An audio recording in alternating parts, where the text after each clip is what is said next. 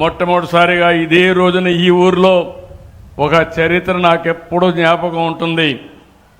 30 సంవత్సరాల ముందు సెప్టెంబర్ 1వ తారీఖున నేను ప్రమాణ స్వీకారం చేసి ఆ రోజున ఈ గ్రామానికి రావడం, కే బొయ్యపల్లికి రావడం నా జీవితంలో మరిచిపోలేని సంఘటన.